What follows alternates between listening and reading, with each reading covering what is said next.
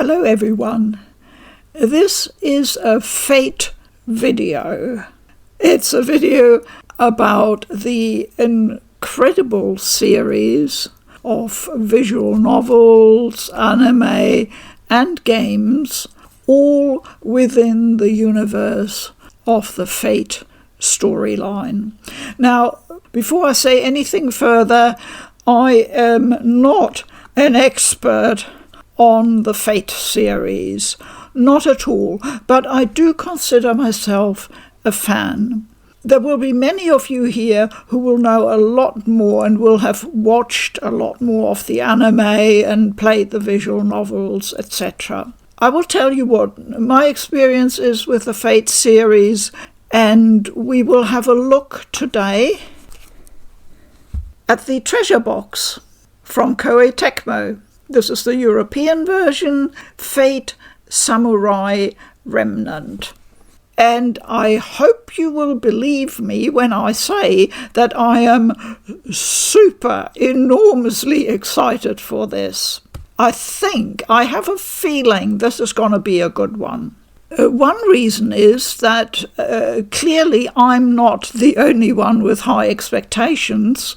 I saw a notice yesterday online that Fate Samurai Remnant has already sold 300,000 copies in its first week.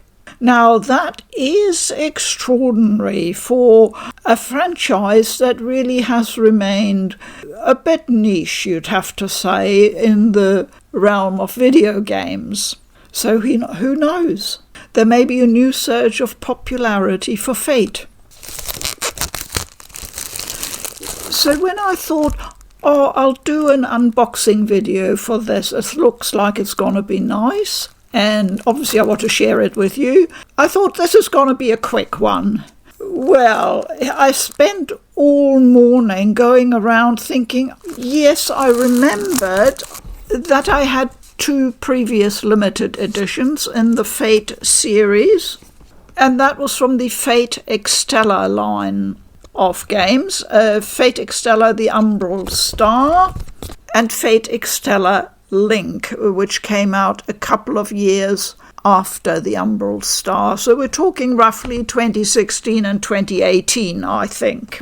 I'm running out of space here really fast, so I got those 2 limited editions out, and then I thought, I think I've got some figurines. I mean, I obviously remembered that I have these 2 little Figmas of one of the main, very important characters, Saber.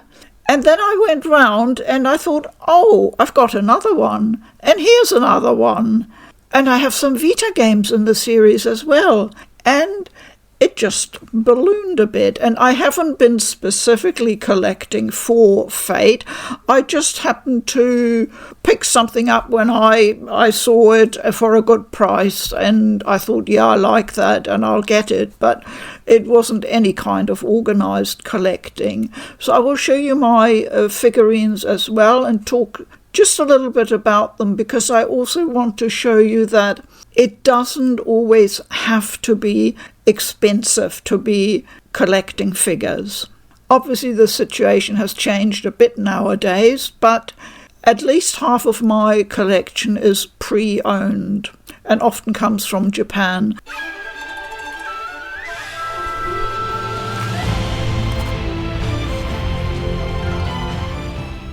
So this new game is still set within the arc known as Fate Stay Night. It came out on the 28th of September and is developed by Omega Force, available on PlayStation, Switch and Windows PC. Now, I just want to mention that I think due to the immediate popularity of this particular game, the treasure boxes are selling out quickly. I know some of you have already told me you've got the game and you've started playing it, and some of you also have the treasure box. So I just want to say, if you do want a treasure box, you would have to put your skates on. I think they're only available through Koei Tecmo itself. I haven't seen them with any general retailer. I'll put some links, as usual, in the video description below, so you can quickly check it out for yourself. But the Europe office of Koei Tecmo, I checked this morning, and they're running a wee bit low on stock. In North America, the situation, as usual, is different. The Nisa store is handling the orders for the treasure box. And when I had a look, it said sold out. Whether they'll maybe get more stock in, I really can't say. Is this another situation where the distribution in North America is somehow limited and they sell out really, really fast? I don't know, but there seem to be repeated problems, certainly with the Japanese more niche type of titles that I tend to cover. I really notice that North America often has a problem with these special editions not being widely enough available. I will do the usual thing, the unboxing. I will, straight after the unboxing, get the game into my PS4 and will start playing and recording a bit until I feel comfortable that I've got a good impression of the game. And then I hope to be able to put a little bit of gameplay coverage. Just use the timestamps. After a story scene introduction, this is the opening of the game itself, as you can see, set in Edo in 1651. Love the cat.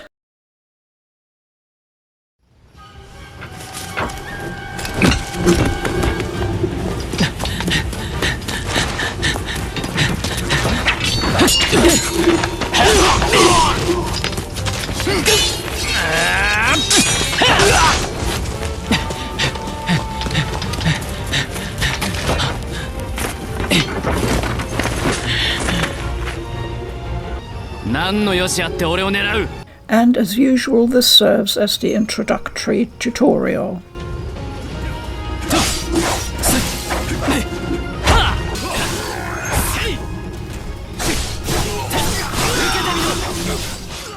This is neat how you can see your combo. That's excellent for learning and practicing.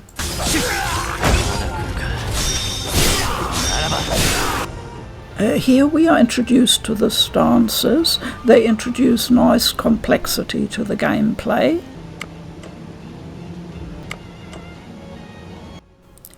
And now you learn to use them and see how effective they are. Now the deadly attacks, which are really a type of interrupt mechanic.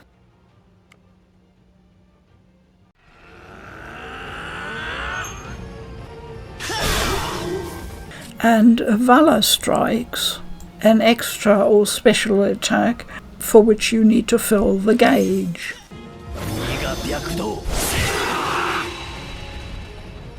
So, Fate Stay Night. That was my introduction to the whole Fate series and the universe.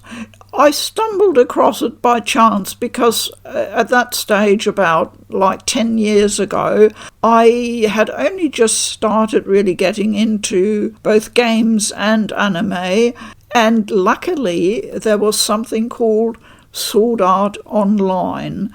Now, SAO is an excellent anime for conveying to people who don't play games like Poodlepaw what it's all about, the excitement of a game, of a dungeon crawler, coupled with a great fantasy story.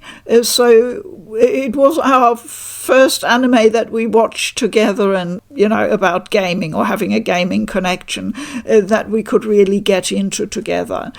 So that has a big nostalgia factor for me. And soon after, we were just looking around what else is there, and we stumbled across Fate Stay Night, which is a bit of an odd title, you'd have to say. We were a bit intrigued and started watching, and I thought, ooh, this looks interesting, but I'm not sure Poodlepa's going to get into this. And you know what? I was surprised. He became fascinated with it, and he loved watching it as much as I did. So Fate Stay Night is my anchor from which all my exploration of the Fate universe then proceeded. I think I mentioned they started out as visual novels by a company called Type Moon in Japan. Many of them are unfortunately either only available on PC and often only in Japanese, so you may have to rely on a fan translation. It gets a bit difficult. Not many have been localized, but I, of course, couldn't resist, especially since those games in Japan also came to the Vita. Being Vita games, well, I couldn't resist.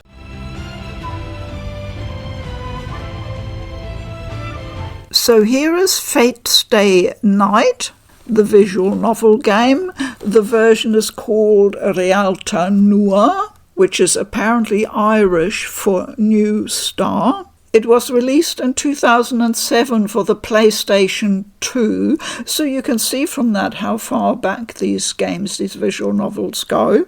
And it then later came to Windows PC with the three main storylines: Fate, Unlimited Blade Works, and Heaven's Feel.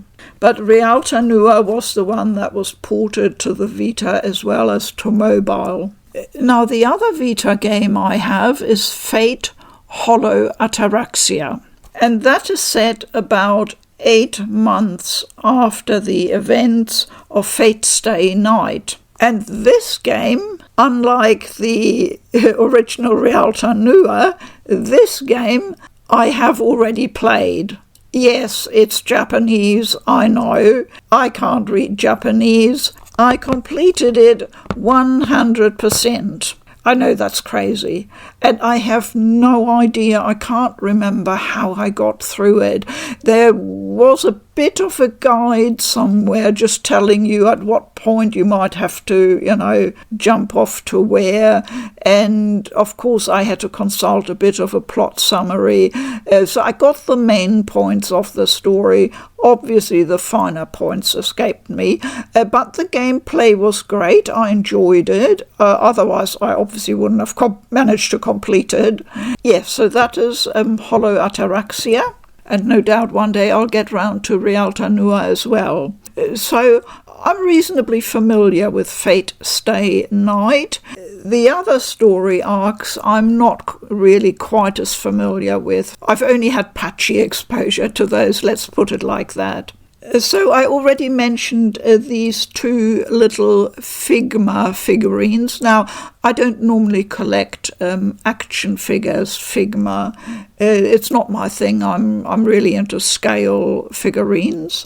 But these were of Saber, and I wanted Saber at the time, and they were available, not too expensive. I got those from PlayAsia, I think. So the blue Saber, I dare not pick them up to put them up closer to the camera because they've got this awkward little attachment at the back, and whenever I pick them up or accidentally jostle them, everything just falls apart and I have to reassemble them. It's absolutely infuriating. Apologies for not picking them up.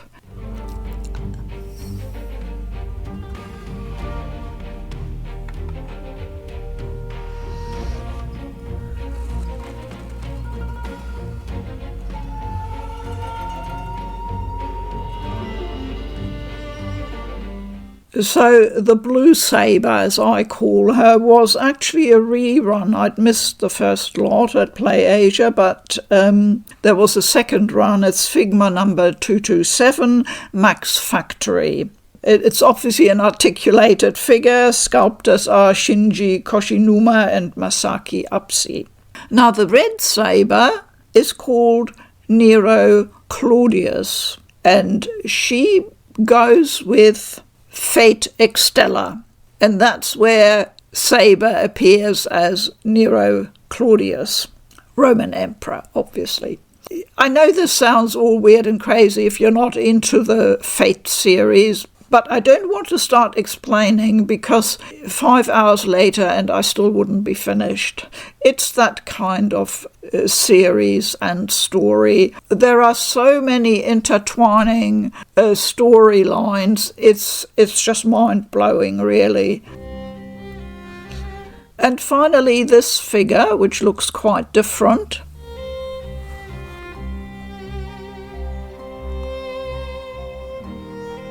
is a Saber as her true identity, Altria Pendragon.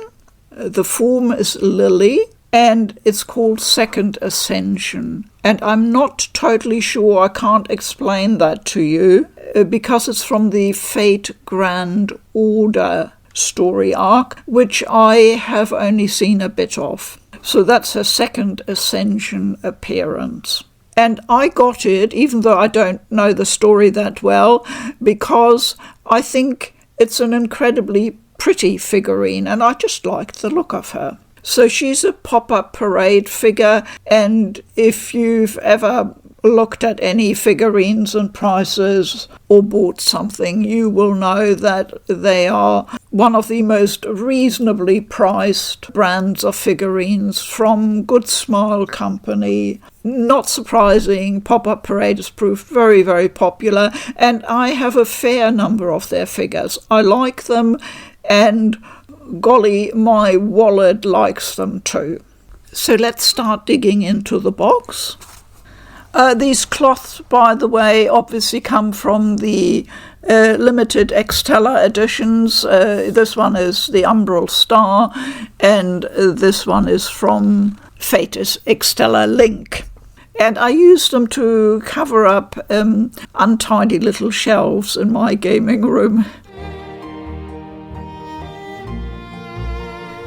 And here we are, the box contents.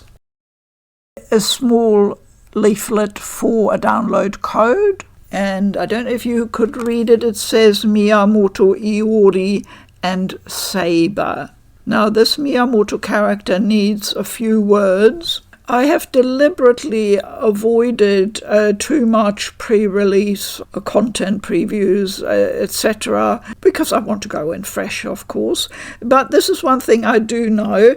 The game lets you play as Miyamoto Iori, and Miyamoto was a samurai during the Edo period in Japan, so roughly 1600 to 1800 something, classic period. He was an adopted son of the legendary Ronin samurai Miyamoto Musashi. これこそ噂の武芸者剣術無双の武蔵何がしってな If you've ever read or watched anything about Japanese samurai, the name Musashi may ring a bell.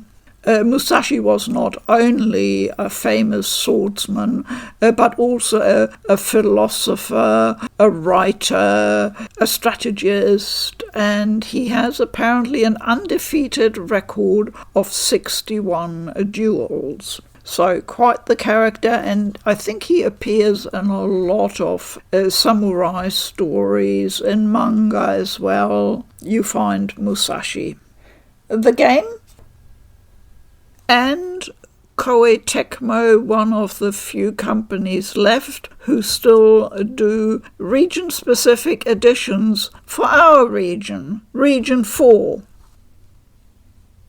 Which explains the red ratings label on the front. That is our Australian and New Zealand one. Okay, can't wait to pop this one into the disk drive.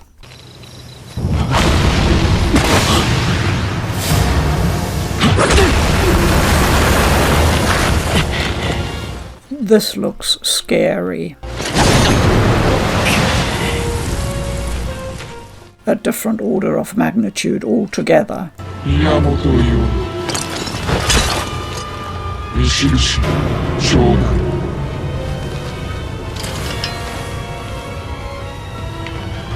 上等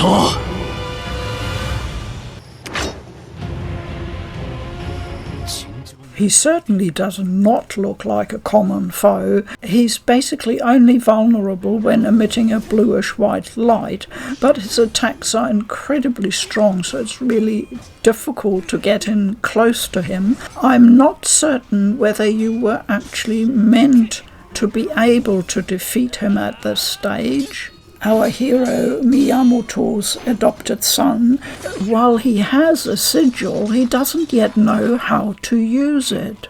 So I suspect he is no match for this guy.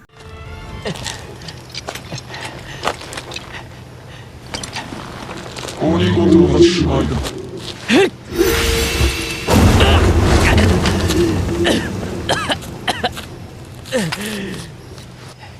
これにて王手と相なったか。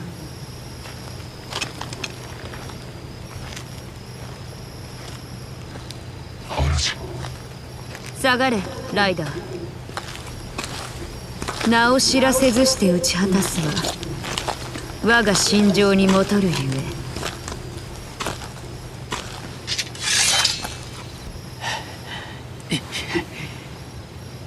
私は唯小説烈士足らんと志すものである。宮本伊織殿、この度は誠に申し訳ないが、ゆえあってお命をいただく。俺はまだ死ぬわけにはいかない。Soundtrack.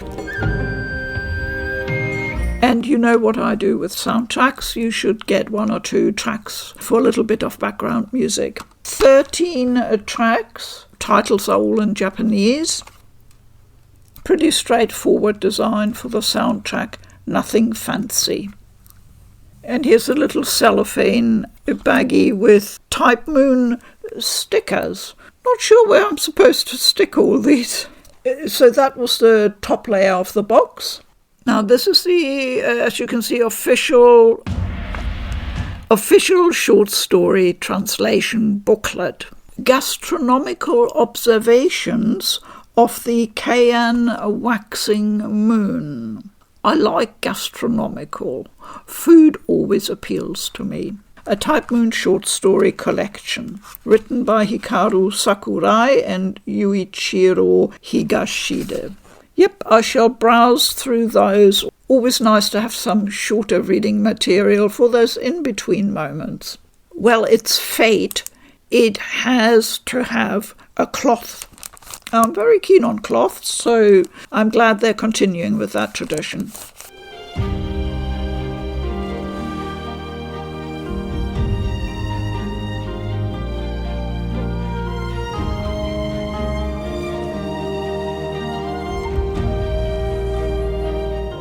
A silky type of cloth with a very smooth feel.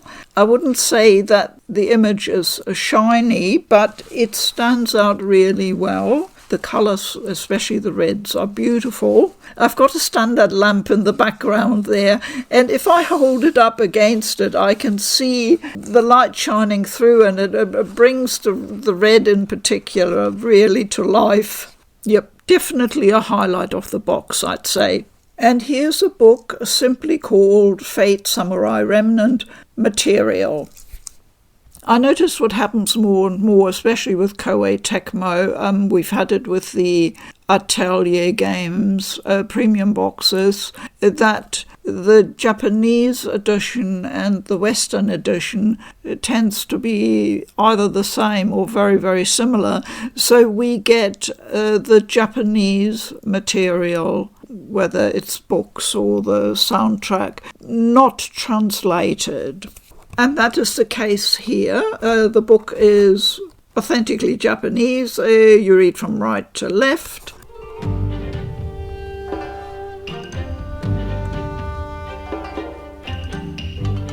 Nicely detailed illustrations.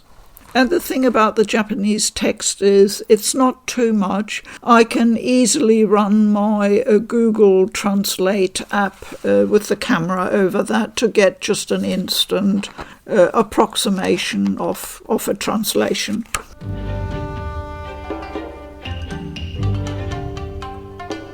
Just looking at these illustrations just makes me really want to dive into the game. And it's basically all character illustrations, the whole book, and then there's a little bit of Japanese text at the back, which I'm not sure what it is at this stage.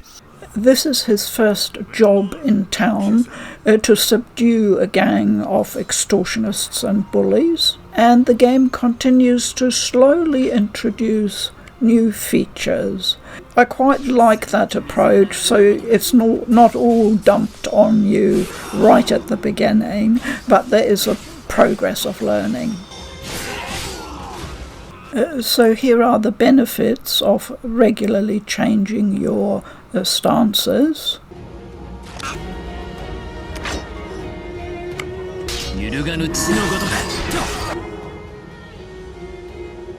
So now he'll be fighting the boss of that gang.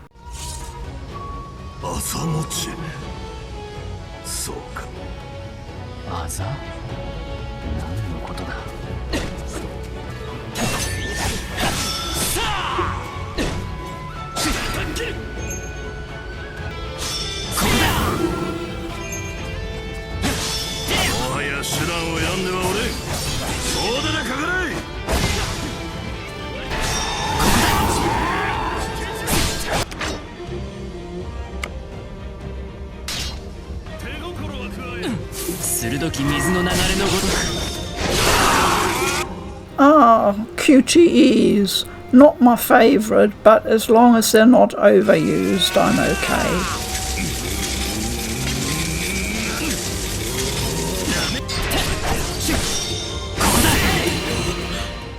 Level 2, yay!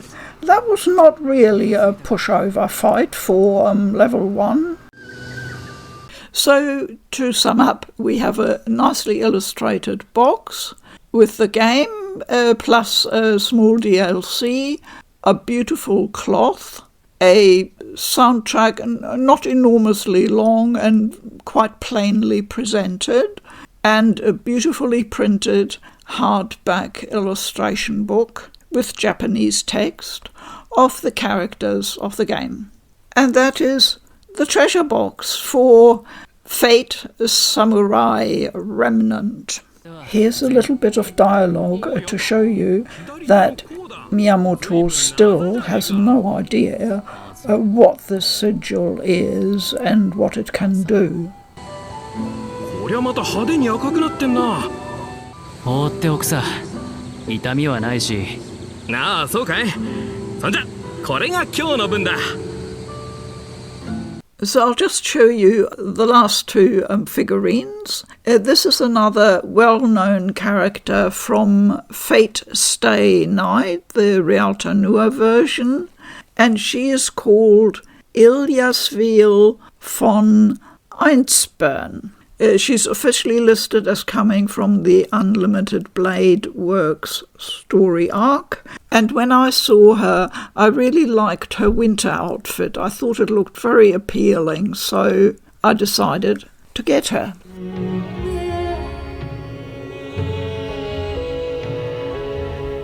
She's officially licensed by the company Furyu, who you may be familiar with. I cover quite a few of their games. I get my hands on every game they do. And they're called master figures. I don't know. That's probably a line Furyu does. I bought her pre-owned at 8,000 yen. Just as an example to show you that if you hunt around a little bit, you can find things and not at prohibitive cost.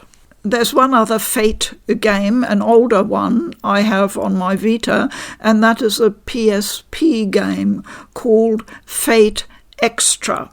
And I really like it. It's like a linear dungeon crawler, but with some strange puzzles in it. It's not available in my region on the Vita store, but you can get it in North America and also in the UK and Europe. So the last figurine is called Astolfo. Now, Astolfo is actually a boy who likes to dress as a cute girl.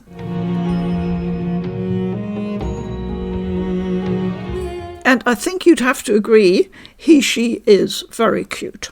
It says on the base, Astolfo Rider. And Astolfo appears in the Japanese light novel and anime series Fate Apocrypha. Now that is one I haven't watched yet. And she appears as the rider of the Black Faction. He was later also featured in the game Fate Grand Order as a rider. So Astolfo appears in the game Fate EXTELLA Link as a servant.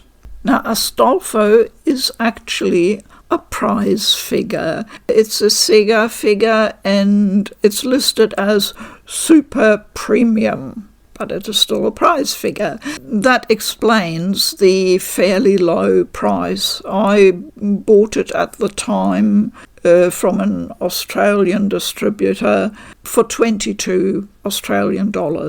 So you'd have to say pretty inexpensive as far as figures go. And you can see it is not an expensive figurine, but I think for the price and everything, and considering it's a prize figure, it's actually really nice. Now, Fate Extra, as I already mentioned, is a dungeon crawler developed by Type Moon and Image Epoch, who sadly are no more. The game takes place in a parallel universe to the visual novel Fate Stay Night.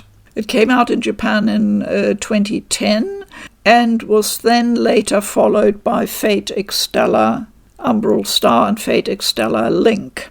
In 2020, a remake of this game, Fate Extra, was announced, and I still remember my absolute amazement and excitement when I heard that.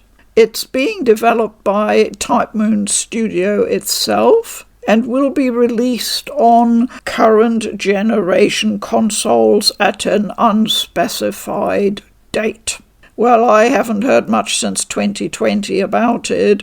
I sincerely hope it is still in the works, and we will get it one day. So that's it for today, folks. My unboxing of this new Fate game and a bit of a look at the bits and pieces of my little Fate universe here in provincial New Zealand. This is Miyamoto's adorable little sister, Kaya. For the localization, they chose to keep the Japanese nomenclature with the surname coming first. The humour of the characters of Saber and Kaya comes across really well. Omega Force used their own katana engine to develop this game as well. You will already have noticed that it had that sort of warrior-style look in the action scenes, and we'll have a closer look at some street scenes as well. Overall, I like the art direction and the character designs are nice. Oh, here's Old Book Grandpa. Now he is great fun. 本？ああ、南蛮の書だ。日の本の書はもっと薄いし。はは、なるほど。東大では木に書くのはやめたのか。木簡か？本を知らぬとなれば。しかし本か。時が変われば書も口を利き、空を飛ぶようになるとは。なんとも驚きだ。じいさん、紅玉の書は父の遺産だ。